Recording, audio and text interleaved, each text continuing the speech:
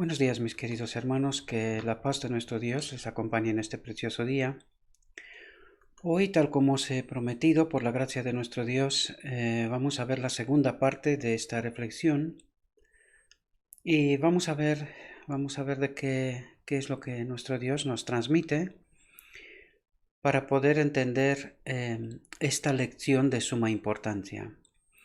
Y vuelvo a repetir porque creo que es sumamente importante este aspecto, que que estudiéis esta reflexión, mis queridos hermanos, esas dos reflexiones, la de ayer y la de hoy, porque en esta verdad, en estas reflexiones, ¿verdad? Está la esencia del Evangelio, ¿verdad? Del propósito de Dios y de qué manera Dios obra para que seamos salvos. Y este aspecto es muy, muy importante.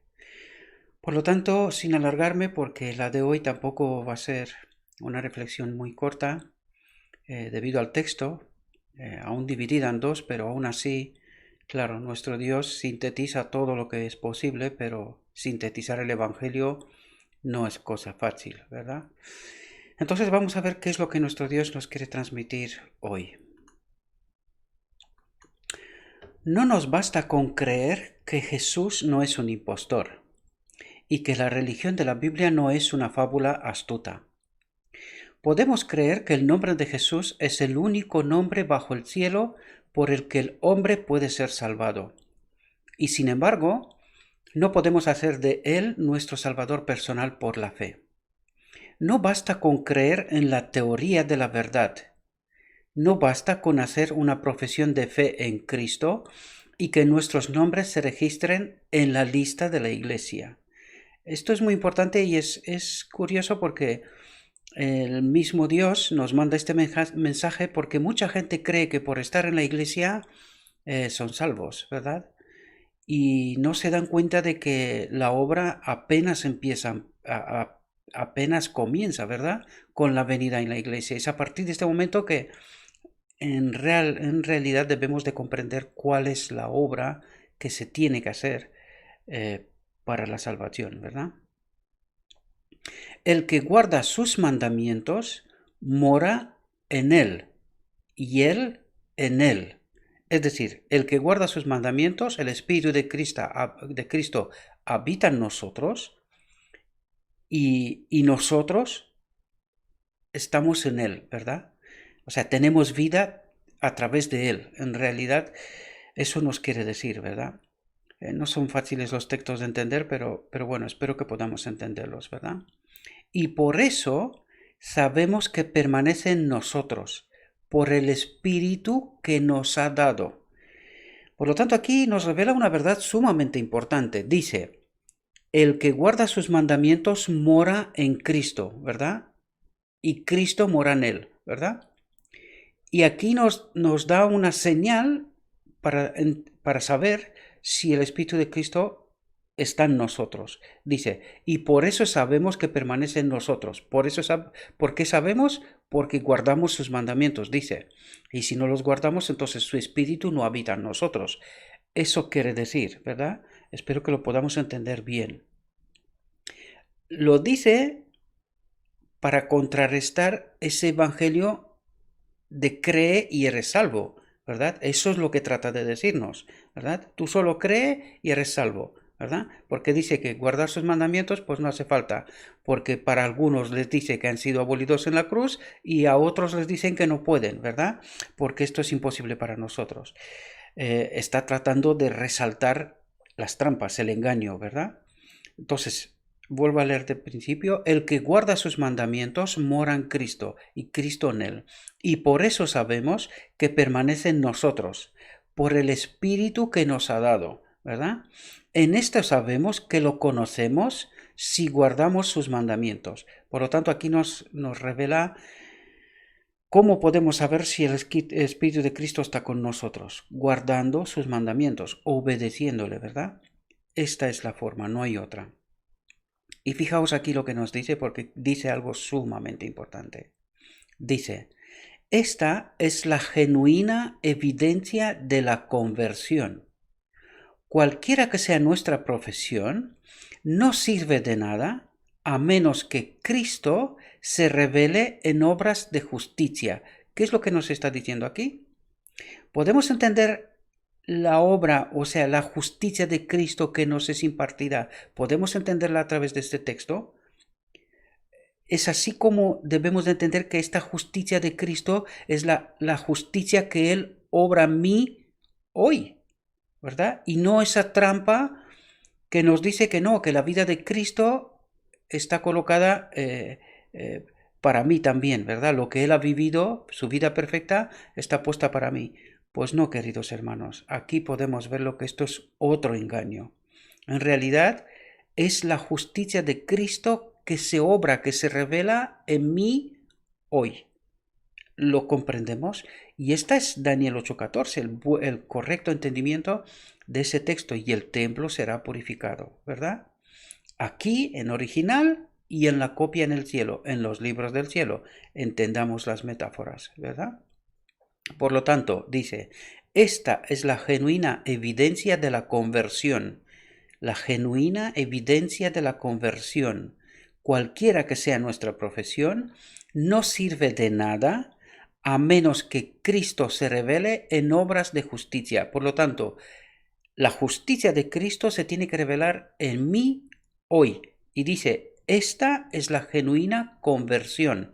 La otra no es una conversión y es una falsa conversión, para que lo entendamos bien, ¿verdad? Esa fe o esa creencia de los nicolaitas, ¿verdad? Pues esta es una falsa fe, no es genuina. Espero que entendamos bien estos asuntos, mis queridos hermanos.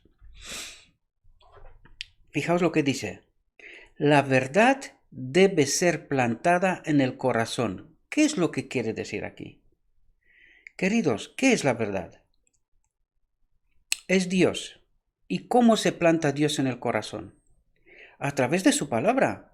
Por lo tanto, dice, la verdad debe ser plantada en el corazón. Y cuando nosotros ponemos su verdad en nuestra mente, también nos conectamos con su espíritu. Lo leímos antes, ¿verdad? Pues a través del estudio de la palabra de Dios es como nos conectamos con su espíritu y obramos obras de justicia, ¿verdad? O sea, Él obra obras de justicia a través de nosotros. Debemos entender, son muy finas las líneas para comprender esto, ¿verdad? Por eso os digo una y otra vez, acerquémonos, reflexionemos sobre estos textos, entendamos muy bien el sentido, las metáforas de lo que Cristo quiere decirnos, ¿verdad? Para que de esta manera hagamos la obra que corresponde, ¿verdad?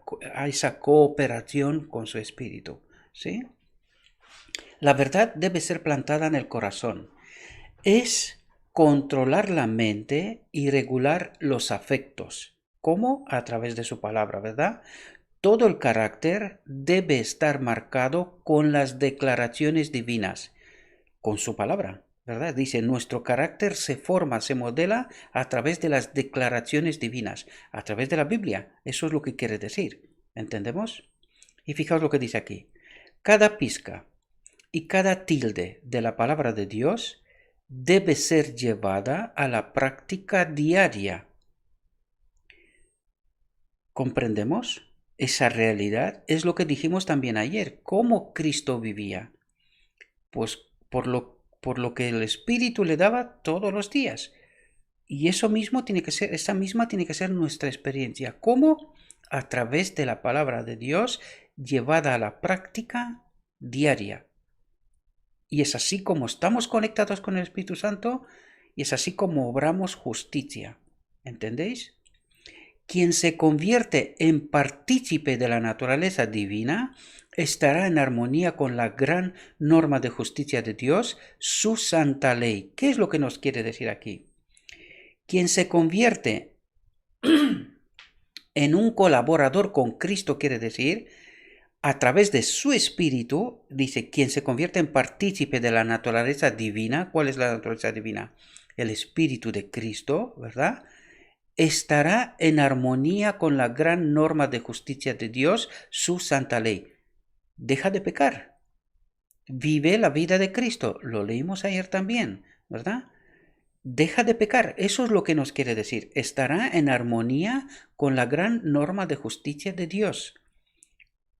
¿Entendemos lo que Dios nos dice y exige de nosotros? ¿Verdad? Esta es la regla por la cual Dios mide las acciones de los hombres. Esta será la prueba de carácter en el juicio. Lo que Dios mirará es si nosotros hemos estado conectados con su Espíritu a través de su palabra y nuestra vida ha sido transformada. Hemos dejado de vivir en pecado. Eso es lo que está diciendo. Y esta será la prueba de carácter en el juicio. Debemos de entender, Dios mirará vidas transformadas a través de su Espíritu. Y si su Espíritu habita en nosotros, entraremos en el reino de Dios. De otra manera, no. Hay muchos, y aquí os pido que estéis atentos, sobre todo mis hermanos protestantes de otras iglesias, porque aquí nos revelan muchas cosas que el enemigo de Dios ha tratado de engañarnos, ¿verdad? Es muy importante. Espero que no se sientan ofendidos, ¿verdad? Yo espero que se centren en el mensaje y que logren comprender lo que el mensaje quiere transmitir. Las realidades, las verdades que nuestro Dios quiere que entendamos, ¿verdad? Para que salgamos de lo que es la falsedad, del engaño, ¿sí? Hay muchos que afirman que por la muerte de Cristo la ley fue abrogada. Pero en esto contradicen las propias palabras de Cristo. No piensen que he venido a destruir la ley o los profetas. Hasta que pasen el cielo y la tierra, ni una jota ni una tilde pasará de la ley. Por lo tanto, debemos de entender que la ley de Dios es la gran norma de justicia para la eternidad. Por lo tanto, no fue abolida en la cruz. Debemos de entenderlo bien, mis queridos hermanos. Esto es una trampa del enemigo, ¿verdad? Fue para expiar la transgresión de la ley por parte del hombre que Cristo dio su vida. Si la ley pudo haber sido cambiada o puesta a un lado, entonces Cristo no tenía que haber muerto. Con su vida en la tierra honró la ley de Dios. Con su muerte la estableció, ¿verdad? Dio su vida como un sacrificio, no para destruir la ley de Dios, no para crear una norma inferior, sino para que se mantuviera la justicia, para que la ley se mostrara inmutable, para que permaneciera firme para siempre, para la eternidad, porque es la norma de gobierno de nuestro Dios, ¿verdad? Satanás había afirmado que era imposible que el hombre obedeciera los mandamientos de Dios. Y en nuestra propia fuerza es cierto que no podemos obedecerlos. Es decir, tal como estamos, en nuestra naturaleza caída no hay manera. Pero a través de la conexión que nos ha provisto Cristo a través de su Espíritu, sí que podemos. ¿Comprendemos? Pero Cristo, y es lo que nos va a decir, ¿verdad? Pero Cristo vino en forma de humanidad y con su perfecta obediencia demostró que la humanidad y la divinidad combinadas pueden obedecer cada uno de los preceptos de Dios. ¿Qué es lo que nos quiere decir aquí? Que si estamos conectados con su Espíritu, podremos vivir su vida. Eso es lo que quiere decir. Y si no podemos vivirlas es porque no estamos conectados con su Espíritu. ¿Y cómo nos conectamos con su Espíritu? A través de su palabra, a través de entender las verdades que Dios nos quiere revelar, que es lo que en realidad estamos tratando de hacer aquí, ¿verdad? Entender la auténtica verdad, la de Dios, no otra, ¿verdad? A todos los que le recibieron les dio poder para convertirse en hijos de Dios, incluso a los que creen en su nombre, es decir, incluso a aquellos que están bajo esta falsa creencia, ¿verdad? De cree y serás salvo, incluso a estos les dio poder para convertirse, dice, les dio poder, es decir, puso a nuestro alcance el Espíritu Santo para poder convertirnos a través de su Espíritu en hijos de Dios, es decir, entrar en obediencia, que eso es lo que nos trata de explicar, ¿verdad? Fijaos lo que nos dice a continuación. Este poder no está en el agente humano, no lo tenemos en nosotros intrínseco, ¿verdad? Dice, es el poder de Dios. el poder del Padre, es el Espíritu del Padre. Y fijaos lo que dice aquí. Cuando un alma recibe a Cristo, recibe el poder de vivir la vida de Cristo. Pero quiere decir que nosotros tenemos que conectarnos. Lo que quiere decir es que nos pone a nuestra disposición su poder, ¿verdad? Recibe el poder de vivir la vida de Cristo, pero depende de nosotros si queremos vivir esa vida de Cristo, ¿verdad? Estamos explicando en muchas reflexiones todo este hecho, ¿verdad? No es tan sencillo como parece, son pocas palabras, pero tienen bastante profundidad, ¿verdad? Porque fijaos lo que dice a continuación. Dice, Dios requiere la perfección de sus hijos. ¿Qué es lo que requiere Dios? La perfección de sus hijos. ¿Cómo? A través de este poder que pone a nuestra disposición. ¿Entendemos?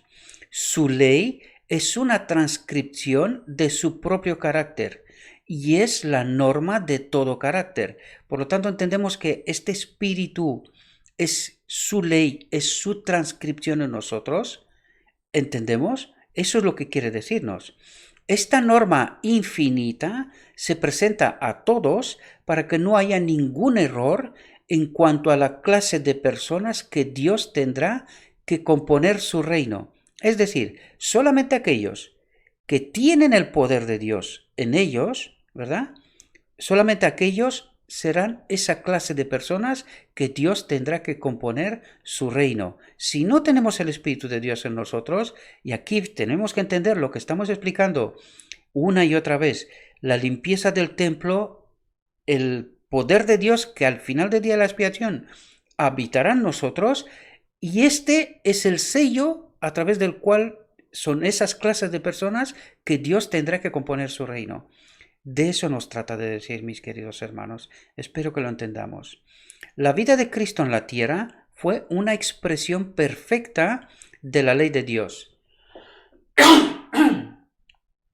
Y cuando aquellos que se proclaman hijos de Dios se asemejen al carácter de Cristo, ¿cómo nos podemos asemejar al carácter de Cristo? Teniendo el Espíritu que estaba en Cristo.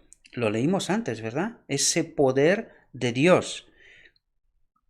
Y cuando aquellos que se proclaman hijos de Dios se asemejen al carácter de Cristo, serán obedientes a los mandamientos de Dios.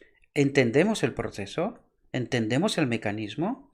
¿Sí? Entonces el Señor puede confiar en que serán del número que compondrá la familia del cielo, vestidos con el glorioso atuendo de la justicia de Cristo. Tienen un lugar en la fiesta del Rey. Tienen derecho a unirse a la muchedumbre bañada en sangre, la sangre de Cristo, ¿verdad? Y estemos atentos porque empiezan a relatarnos cosas importantes. El hombre que vino a la fiesta sin un traje de novia representa la condición de muchos en nuestro mundo de hoy. Profesan ser cristianos y reclaman las bendiciones y privilegios del Evangelio. Sin embargo, no sienten la necesidad de una transformación de su carácter. Nunca han sentido un verdadero arrepentimiento por el pecado. No se dan cuenta de su necesidad de Cristo ni ejercen la fe en Él. No han superado sus tendencias hereditarias o cultivadas a la maldad. Por lo tanto, entendemos, alguien me mandaba anoche, me mandaba un mensaje porque estaba preocupado por aquel hombre que se fue sin la ropa en la fiesta, ¿verdad? Bien, pues aquí nos está detallando, ¿verdad? De qué es lo que aquel hombre, ¿verdad? Hizo y por qué se fue con su traje, ¿verdad? Aquí nos está detallando exactamente este hecho y dándonos cuenta de lo que no hizo él, pues que nosotros arreglemos este asunto. Y vuelvo a leer otra vez ese texto porque es sumamente importante. El hombre que vino a la fiesta sin un traje de novia representa la condición de muchos en nuestro mundo de hoy, profesan ser cristianos y reclaman las bendiciones y privilegios del Evangelio, ¿verdad? Son cristianos gente que vamos a la iglesia, ¿verdad? Fijaos lo que dice aquí. Sin embargo, no sienten la necesidad de una transformación de su carácter. Nunca han sentido un verdadero arrepentimiento por el pecado. ¿Por qué? Pues precisamente por lo que comentábamos ayer también. Porque alguien se ha encargado de decirnos, no te preocupes, nosotros no podemos guardar la ley. Esto no, nosotros no podemos hacerlo. Pero sí que lo ha hecho Cristo por nosotros, ¿verdad? Es decir, nos da un argumento que aparentemente parece válido, pero que ya lo estamos tratando aquí y es falso, ¿verdad? En realidad, lo que Cristo es obrar justicia en nosotros hoy, a través de nuestra vida, logra obediencia, ¿verdad? Y por esto esta gente se queda, dice, no sienten la necesidad de una transformación de su carácter. ¿Por qué? Porque alguien les dice, no te preocupes, estás en la iglesia, has aceptado a Cristo, ya está, con esto ya basta. Y eso también explica de por qué la iglesia está como está, ¿verdad? Porque no se ha entendido este mensaje correctamente, ¿verdad? Y dice, nunca han sentido un verdadero arrepentimiento por el pecado. ¿Por qué? Pues porque miramos a nuestro alrededor y decimos, pues mira, fulanito, menganito, aquel, lo otro, tal. Pues ellos también viven igual, ¿verdad? Por lo tanto, debe ser que esto es lo que tengo que hacer. Creer que Cristo me salva y ya está. Y esto explica lo que está pasando en realidad, ¿verdad? Esto también explica de por qué tan poca gente será salva. Porque no entienden el auténtico mensaje de Dios. Pero aquí nos lo dice. Sin embargo, no sienten la necesidad de una transformación de su carácter. Nunca han sentido un verdadero arrepentimiento por el pecado. Por este falso mensaje. Cree y eres salvo, ¿verdad? Fijaos lo que dice, porque este mensaje tiene también esa trampa. Dice, no se dan cuenta de su necesidad de Cristo ni ejercen la fe en Él. Es decir, a pesar del mensaje de las Escrituras de que aquel que peca no es de Cristo, pues no se dan cuenta, ¿verdad?, de esta necesidad de Cristo ni ejercen la fe, porque ejercer la fe es creer y vivir lo que Dios nos dice a través de las Escrituras. De eso se trata, queridos hermanos, ¿verdad? Y fijaos lo que dice. No han superado sus tendencias hereditarias o cultivadas a la maldad. ¿Por qué? Pues porque nadie le está diciendo que tiene que superar eso. Es más bien que le dice lo contrario. No, es que nosotros no podemos. Entonces, claro, como nosotros, bajo esta premisa, este falso mensaje de solo cree y eres salvo, pues ¿quién trabaja para superar sus tendencias hereditarias o cultivadas a la maldad? Nadie. Y no nos damos cuenta que al no trabajar sobre este aspecto, al no pedir ayuda al Espíritu de Cristo, pues no vamos a superar nunca estas tendencias hereditarias o cultivadas a la maldad, ¿verdad? Porque ni siquiera nadie nos dice que tenemos que hacer esto, ¿verdad? Más bien nos dice, no te preocupes, tú cree y eres salvo, ¿verdad? En esencia, estamos hablando de esto. Si queríamos hablar en detalles, aquí me puedo quedar horas, ¿verdad? Pero desde luego no nos va a gustar y lo que va a venir a continuación nos va a explicar precisamente este asunto, ¿sí? No es porque yo me estoy inventando cosas, sino porque estamos hablando de lo escrito está, ¿sí? Sin embargo, piensan que son lo suficientemente buenos en sí mismos y descansan en sus propios méritos en lugar de confiar en Cristo. Pero claro, ¿qué significa confiar en Cristo? Confiar en Cristo que Él puede limpiarme de estos pecados, que Él puede hacerme superar esas tendencias hereditarias o cultivadas a la maldad, ¿verdad? Sin embargo, nosotros tenemos otro tipo de mensaje de confiar en Cristo. Tú confía en Cristo que eres salvo, ¿verdad? Y ya está, no hace falta que superes nada, ¿verdad? Por eso dice, sin embargo, piensan que son lo suficientemente buenos en sí mismos. ¿Por qué? Pues oye, vengo a la iglesia, guardo un día al fin de semana y ya está, ¿verdad? Me leo, de vez en cuando leo la Biblia, oro, en fin, formas, pero que está desprovisto del poder, porque el poder se nos da precisamente para superar nuestras tendencias hereditarias o cultivadas a la maldad. Para esto se nos da el poder, para vivir la vida de Cristo, y en Cristo no hubo pecado. A eso estamos invitados, ¿verdad? Que alcancemos esta condición precisamente. Por eso es necesaria la limpieza del templo para que al final del día de la expiación su espíritu vuelva a nosotros y que el asunto del pecado sea erradicado para siempre, ¿verdad? Oyentes de la palabra vienen al banquete. ¿Qué está diciendo aquí? Oyentes de la palabra vienen al banquete. ¿Cuándo ocurre el banquete? Hoy, ahora, ¿verdad? Estamos invitados ahora a recibir ese traje, ese espíritu que sin él no se puede obrar en nosotros justicia de Cristo. ¿Lo entendemos, queridos?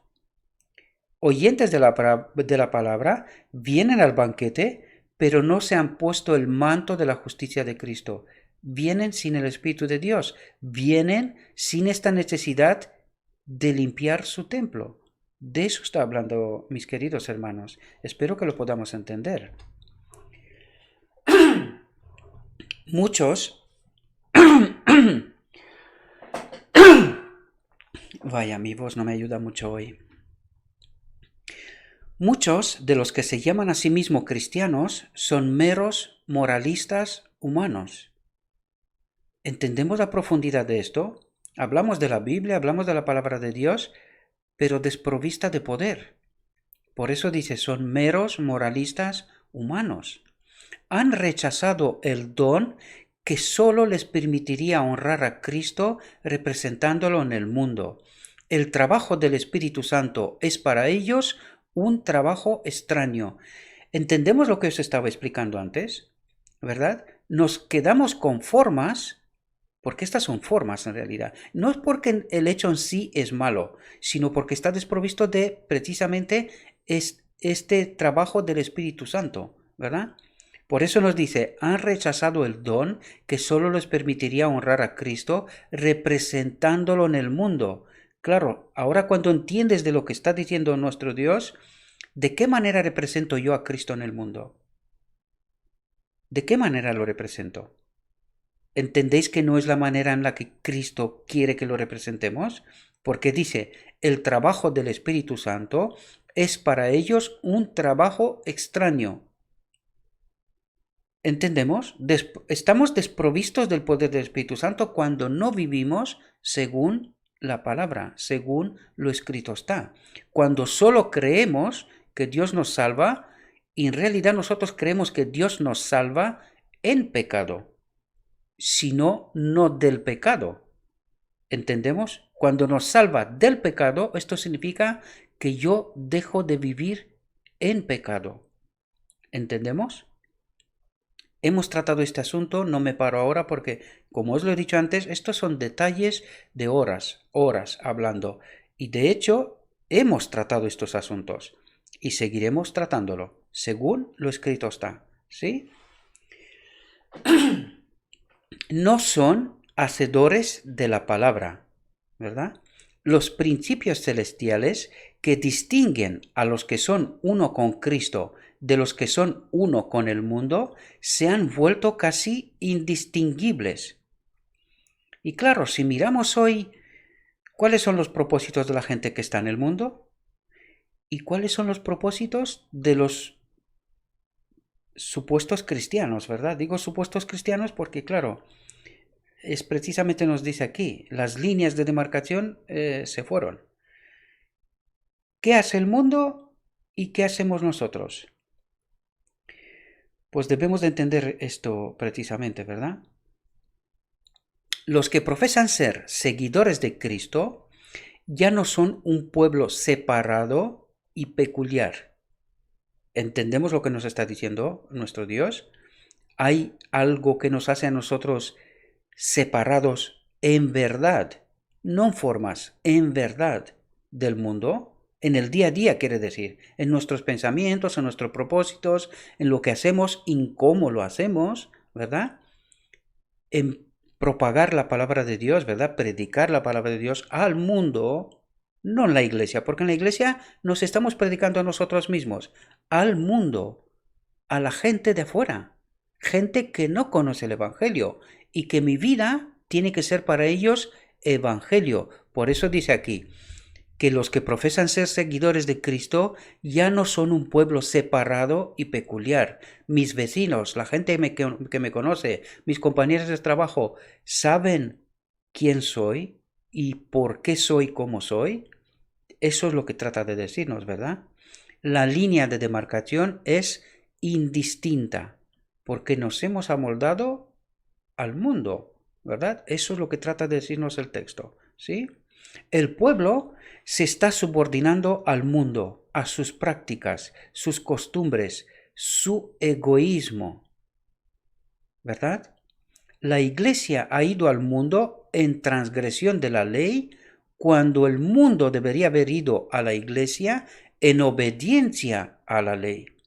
Diariamente la iglesia se está convirtiendo al mundo. ¿Y quién es la iglesia? Soy yo. Es decir, que yo cada día tengo los deseos del mundo, el propósito del mundo y vivo como cualquier persona del mundo, ¿verdad? Todos ellos esperan ser salvados por la muerte de Cristo, mientras que se niegan a vivir su vida abnegada. Exaltan las riquezas de la gracia gratuita e intentan cubrirse con una apariencia de justicia, esperando cubrir sus defectos de carácter. Pero sus esfuerzos no servirán de nada en el día de Dios. ¿Entendemos, mis queridos hermanos? La justicia de Cristo no cubrirá un pecado apreciado. ¿Y eso qué significa? Un pecado que hacemos por elección, que nos gusta, ¿verdad? Dice, la justicia de Cristo no cubrirá un pecado apreciado. ¿Cuál cubrirán? Aquellos por error, los que son de nuestra naturaleza, que no son por elección. Eso trata de decirnos, coloca una línea de demarcación importante, queridos. Nosotros no podemos elegir pecar. Estos pecados no están cubiertos por Cristo, por su sacrificio. ¿Lo entendemos? De estos pecados tenemos que dar cuenta nosotros ante Dios. ¿Sí? Un hombre puede ser un infractor de la ley en su corazón. Sin embargo, si no comete ningún acto exterior de transgresión, puede ser considerado por el mundo como poseedor de una gran integridad. Y en realidad eso es lo que tratamos de hacer. Disimular, ¿verdad? Aparentar. Pero que no se produce en nosotros esa auténtica transformación, ¿verdad? Pero la ley de Dios mira a los secretos del corazón. Cada acto es juzgado por los motivos que lo provocaron. Es decir, nuestro Dios mira cuál es la motivación de por qué estamos haciendo lo que estamos haciendo. Y Él, en función de esta motivación, nos juzgará, ¿verdad? Por lo tanto, entendemos que aunque esté escondido en mi corazón el motivo de lo que haga, si este motivo no es conforme con la voluntad, con el carácter de Dios, no sirve. Es pecado, en realidad. ¿Comprendemos? Solo lo que está de acuerdo con los principios de la ley de Dios estará en el juicio, ¿verdad? Dios es amor. Él ha mostrado este amor en el regalo de Cristo, cuando dio a su Hijo unigénito para que todo el que crea en Él no perezca, sino que tenga vida eterna. No retuvo nada de su posesión comprada. Dio todo el cielo, del cual podemos sacar fuerza y eficiencia para que no seamos repelidos o vencidos por nuestro gran adversario. Cuando dice que dio todo el cielo, ¿qué es lo que nos quiere decir? Que nos dio a su Hijo, ¿verdad? Para pagar el precio del pecado. Y nos dio su Espíritu, ¿verdad? Para que podamos vencer. Por eso dice que nos dio todo el cielo. Ya no le quedaba nada más para ofrecer. Ya lo dio todo. ¿Qué más necesitamos? Pero el amor de Dios no lo lleva a excusar el pecado. No lo excusó en Satanás, no lo excusó en Adán o en Caín, y no lo excusará en ningún otro de los hijos de los hombres. No se consiente en nuestros pecados, ni pasa por alto nuestros defectos de carácter. Por lo tanto, ¿entendemos la dimensión de la obra que se tiene que hacer en nosotros, queridos hermanos? mirémonos en el espejo de lo escrito está, para que podamos recibir de vuelta la imagen correcta, el mensaje correcto, mis queridos hermanos. Es sumamente importante si realmente entendemos lo que Dios exige de nosotros, ¿verdad? Fijaos lo que dice. Espera que venzamos en su nombre. ¿Qué es lo que espera Dios de nosotros? Que venzamos en su nombre y con su poder. Por lo tanto, esto es un posible, no un imposible. ¿Sí? Aquellos que rechazan el don de la justicia de Cristo, el don de la justicia de Cristo, su espíritu, eso es lo que nos dice, rechazando los atributos de carácter que los constituirían como hijos e hijas de Dios, fijaos lo que dice aquí, rechazan lo único que podía darles un lugar en el banquete nupcial. Al rechazar el Espíritu de Cristo, al rechazar esta limpieza que tiene que tener lugar en nuestro templo y que su Espíritu pueda volver a habitar aquí, al rechazar esto, se considera como pecado contra el Espíritu Santo y moriremos, queridos. De eso nos habla. En la parábola, cuando el rey preguntó, ¿cómo es que no tienes un traje de boda? El hombre se quedó sin palabras. Así será en el gran día de juicio. Los hombres pueden ahora excusar sus defectos de carácter, pero en ese día no ofrecerán ninguna excusa, porque no hay que ofrecer.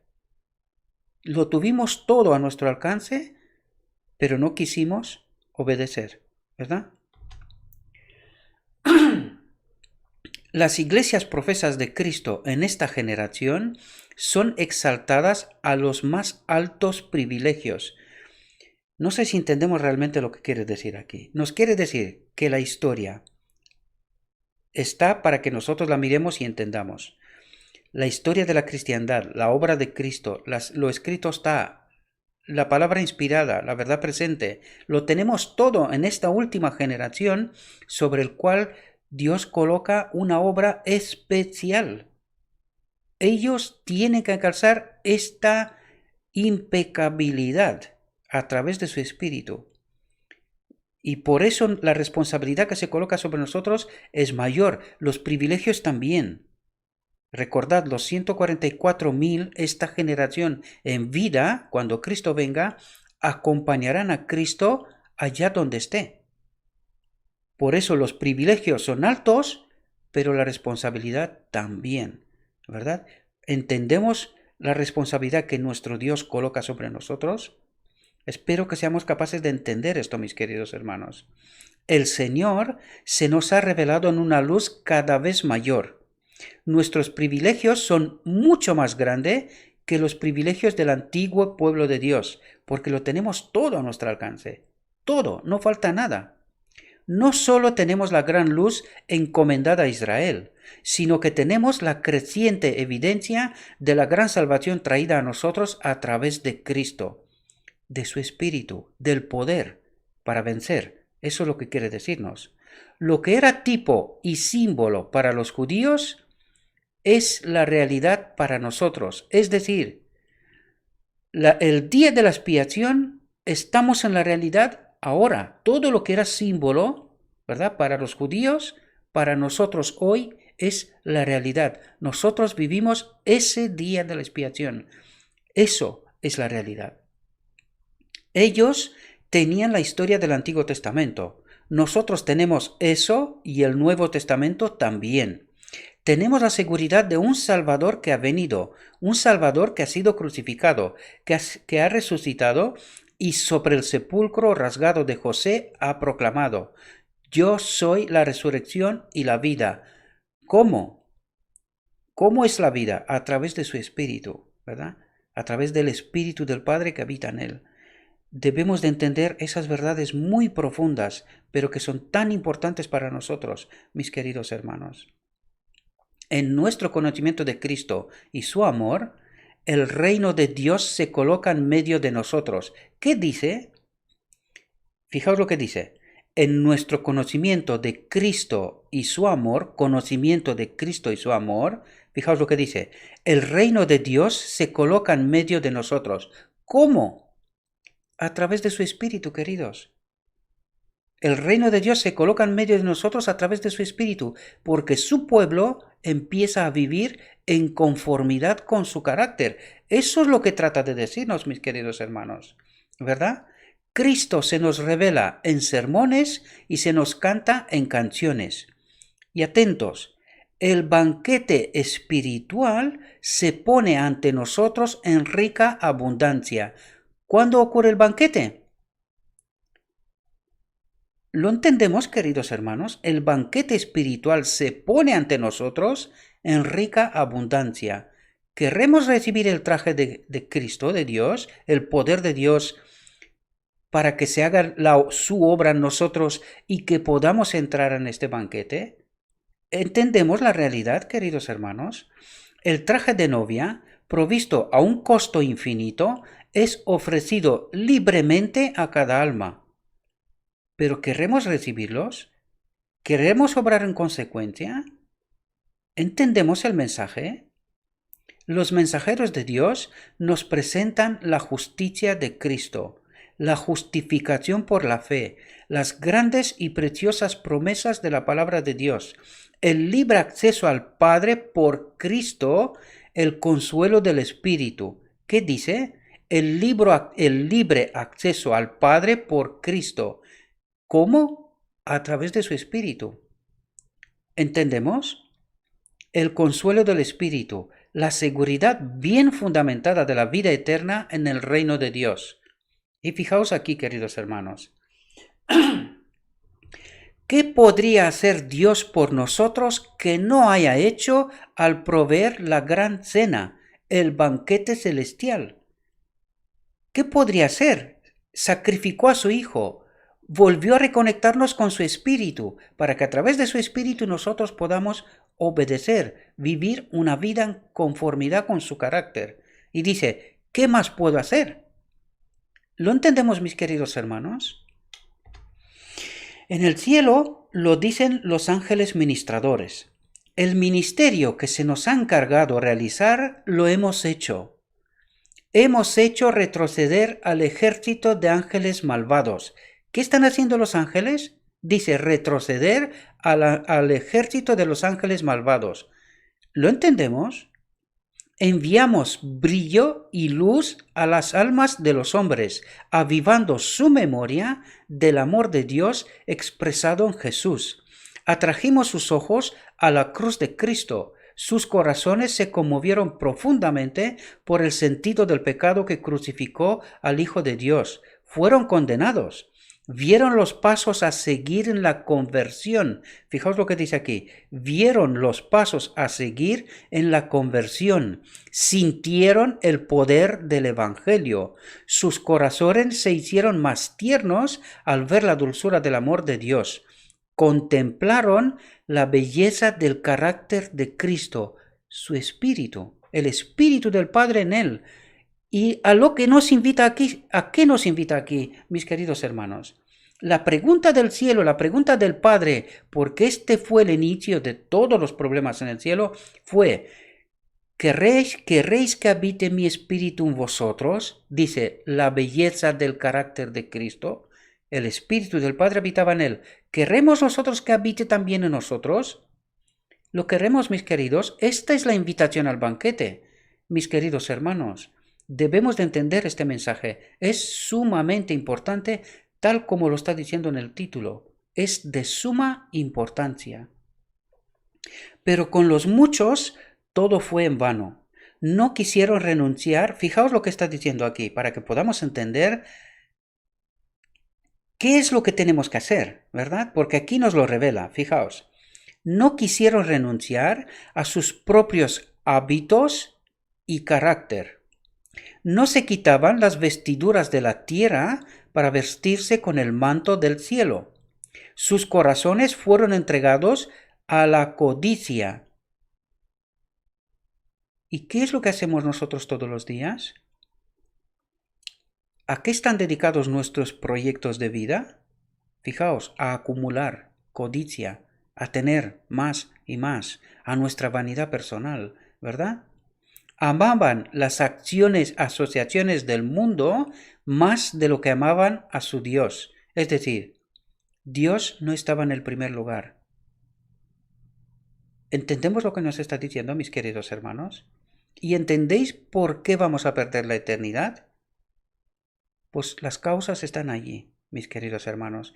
Y este es el trabajo que tenemos que hacer con el poder de Dios.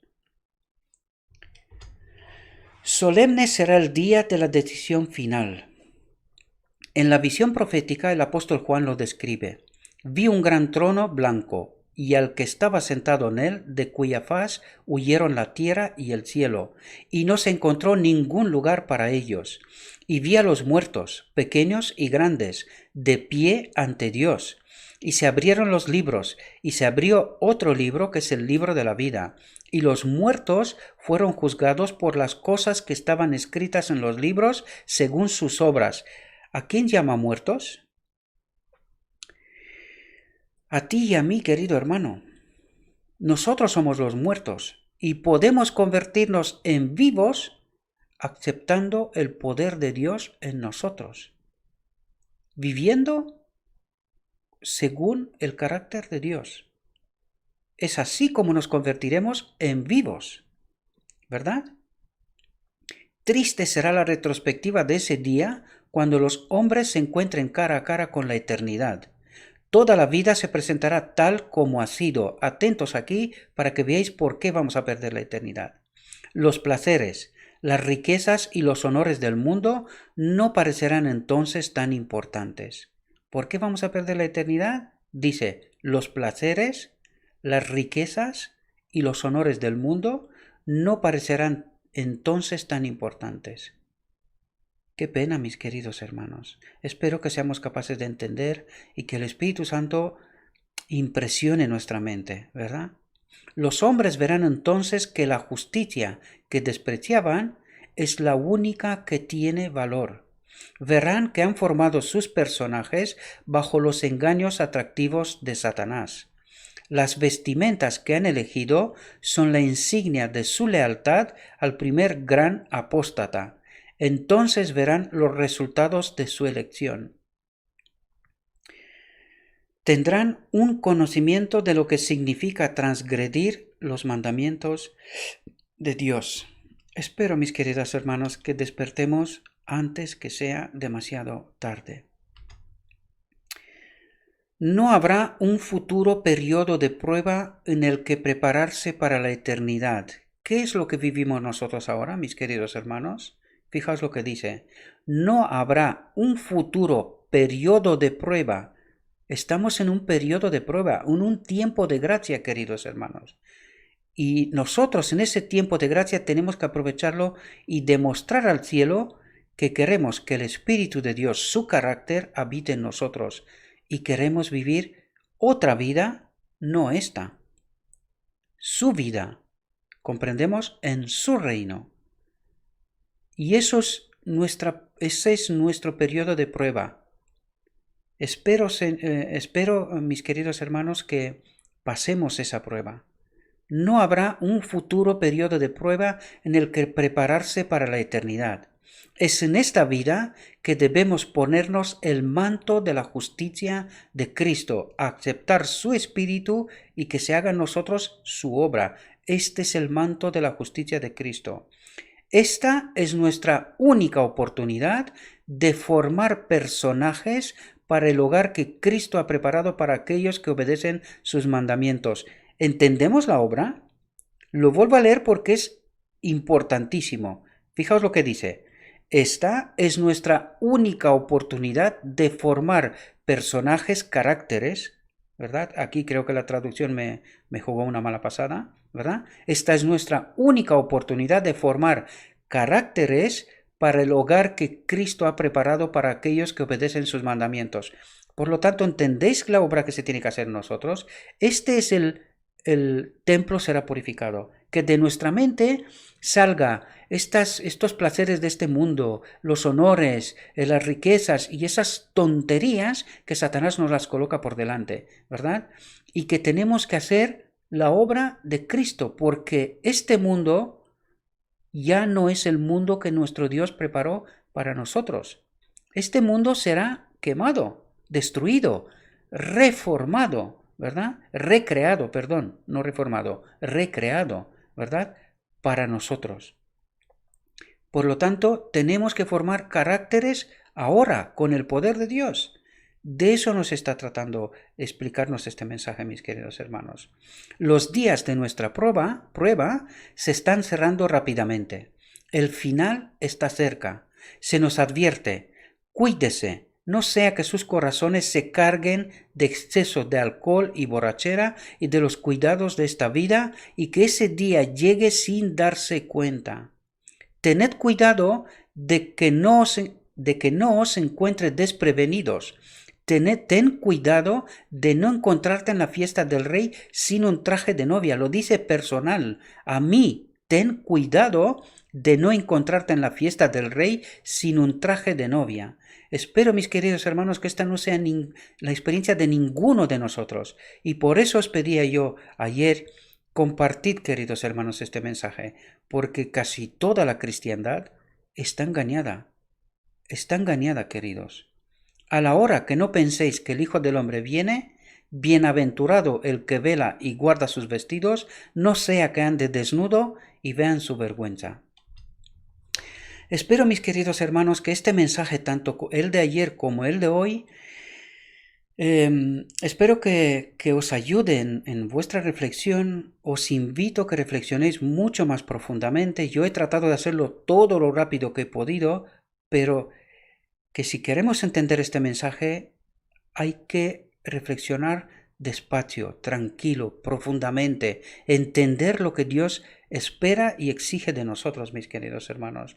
No vamos a tener ninguna excusa. Tenemos el poder de Dios a nuestro alcance. Permitámosle que haga la obra de justicia de Cristo en nosotros. Y espero, mis queridos hermanos, que todos aquellos que veis estas reflexiones y aquellos que no las vean, espero que todos entendamos este mensaje por un medio u otro y que nos encontremos todos en el reino de nuestro Padre Celestial.